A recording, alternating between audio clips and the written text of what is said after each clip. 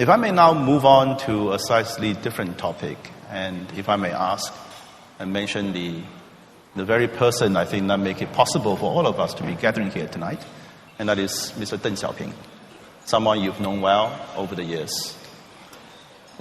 Your old friend, Dr. Henry Kissinger, has launched a book entitled On China.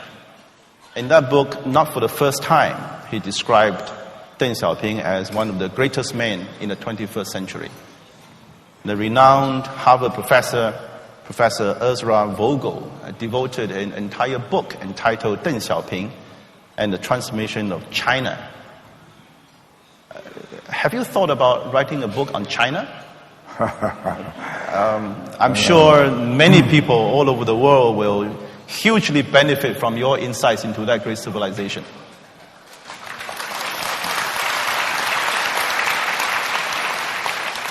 It will take too much effort, and I'm 88 years old.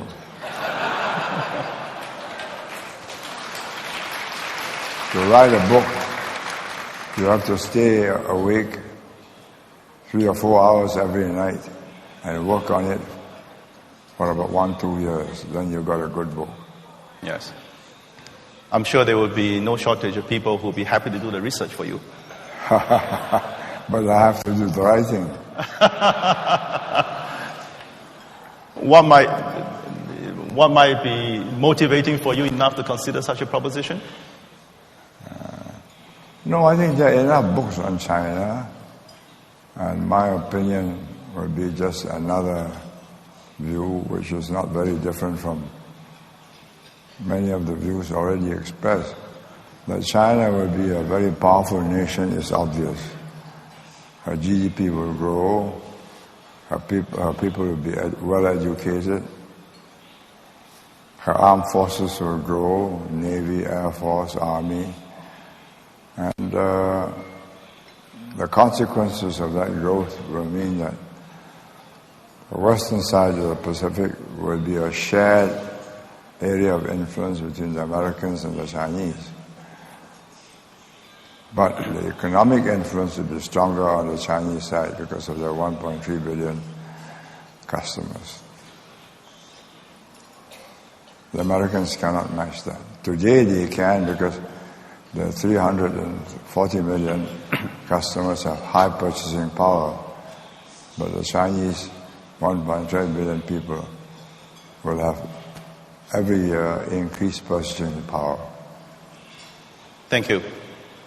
But if I may not quickly give up on the subject of Deng Xiaoping still, if you hypothetically were to write a book about Deng Xiaoping, what can you tell us about the man whom you have said is the man that you most admire? Well, he is a physically small man, but a giant of a leader. Decisive, weighs his options carefully, makes a decision and sticks to it. And I think but for him, China may well have gone down the drain because he reversed the course that China was taking, which was to exclude the world. And I believe his visit to Singapore in 1978 helped to move him towards the international economy, because he could see that a small island without resources was able to get on with and get a good life with foreign investments, bringing in foreign skills, management, technical skills, and we produce the educated people to take over from them. So that changed his mind about opening up, and he opened up China. He came here in November. In December, he had about 6 or 7 coastal cities become free trade zones. Special economic zone. Yeah, special economic zone. Then they succeeded, and under Zhu Rongxi they joined WTO and made China, the whole of China, open to all investments. And that accounts for the vibrancy of the Chinese economy today. Had they closed up and continued to close up, there would have been a stagnant economy. Trying to do reverse engineering of what they see is happening in the West. Whereas with the open system, the investments bring the technology and bring the skilled workers and the management, and the Chinese have to educate their people and learn from, working with and learning from the foreign workers, and they do that very quickly.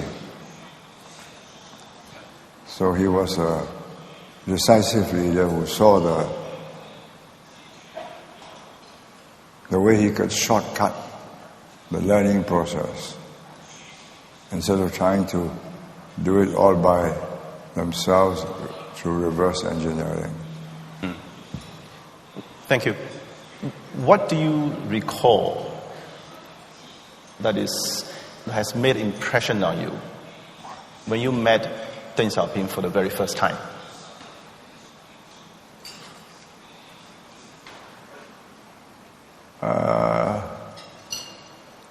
He is a very careful, thoughtful man. When I was sending him off to the airport, Vietnam was about to attack Cambodia, and we had discussed it the night before at dinner.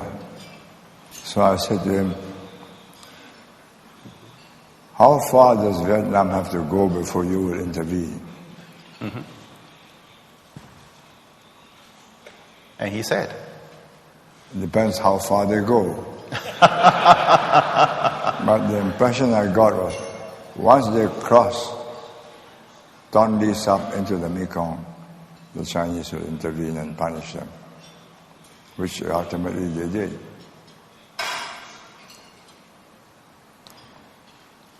He's not a man who lightly issues threats, because after he came to Singapore, he told me, pass this on to the Americans. And then, shortly afterward, he visited America, Washington, to personally tell them, to warn them that he will act.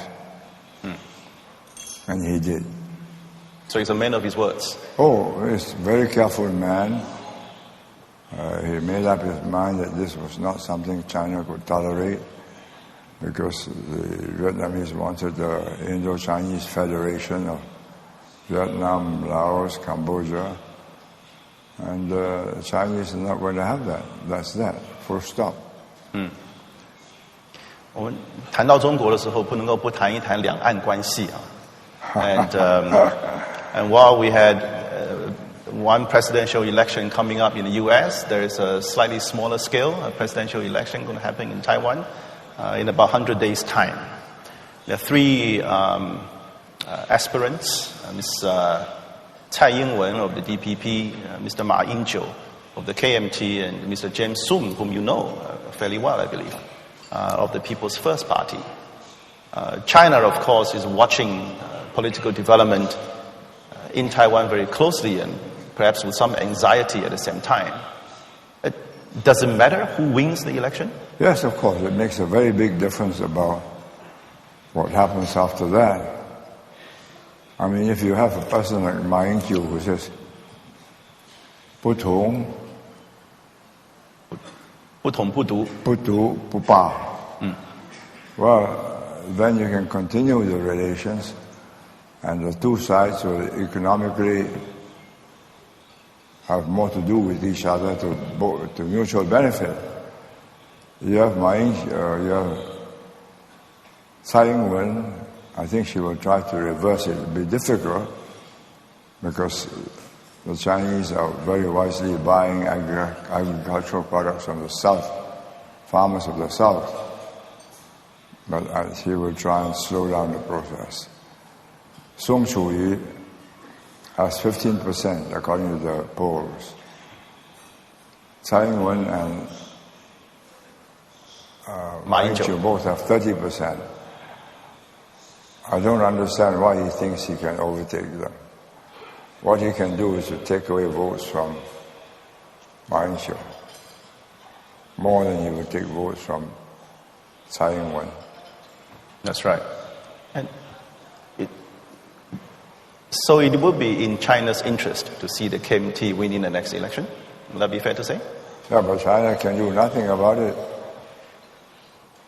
They can give benefits and incentives. No. He is motivated by his personal desire to become president of Taiwan. He thinks he stands a chance, and is going to try. Actually, James soon almost became the president. He came very close. No, that was the last time, not now. Yeah, that's right. Speaking of cross-strait relations, I mustn't not ask the one question that's on the minds of most people. That is, do you foresee a scenario whereby the Americans will intervene in the event of a Chinese military action against Taiwan? No, which is something that the Chinese have never ruled out as an option. No, I don't see the Americans intervening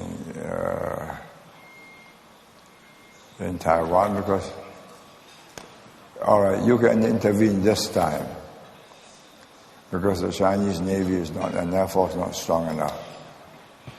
But next time, and next time, and next time, it will never end because for China, Taiwan is a core issue. For America, Taiwan is a peripheral issue. So the contrast between the two of the importance to national interests of Taiwan and the main national interests of America and Taiwan, very different altogether. And if I were an American, I would know that I can go in the first time now and beat the Chinese. But they'll come back. They must come back. You beat them the second time, there's a third time. Finally, one day, you cannot beat them. So what's the point of it? Is it fair to say that you told the Americans so? No, I don't think I need to tell the Americans. They can do their own calculations. They can see the speed at which the Chinese are learning to build fighters, stealth fighters, submarines. They can do their calculations. They can estimate what happens in 10 years, in 15 years, in 20 years. So I think they'll be quite glad. My guess is they'll be quite glad to find a peaceful solution to this and not have to be caught up in a struggle between China and Taiwan. Thank you. So peace is better than military action any time of the day.